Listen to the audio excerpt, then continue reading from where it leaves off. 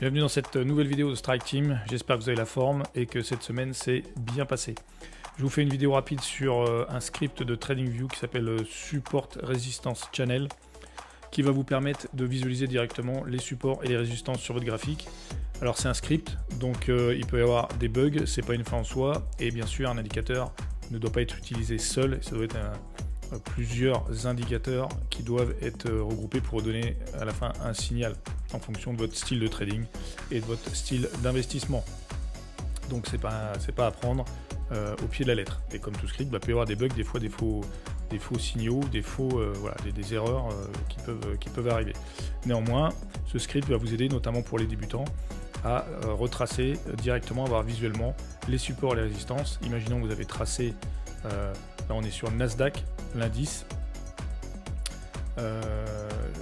Si on fait une analyse rapide à la louche.com, là ici on va dire qu'on a une résistance, ici on a un support, ici on a un autre support.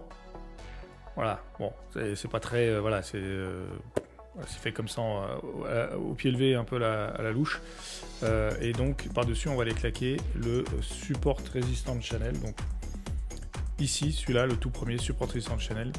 Ce qui est intéressant, c'est d'aller voir dans le petit papier en savoir plus, parce que derrière, sur TradingView, vous allez avoir tout le manuel d'emploi et comment a été fait le script, à partir de quel indicateur. Là, il travaille beaucoup avec les points pivots, ce programmeur.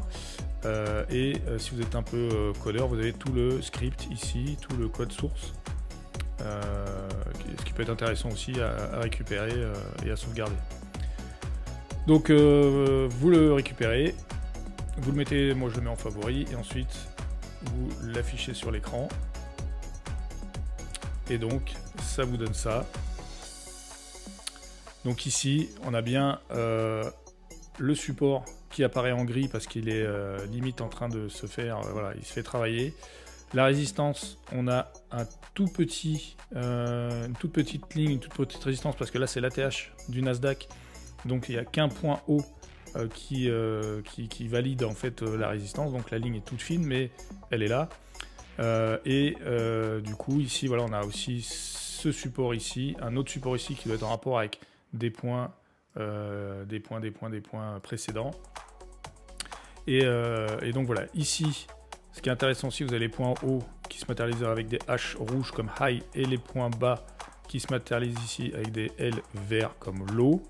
Et sur une tendance, par exemple ici, là on a un H qui est plus haut que le H précédent, et ainsi de suite. Et là on a un low qui est plus haut que le précédent. Et là on voit que finalement, sur le Nasdaq, on est en train de ranger tout simplement depuis fin octobre.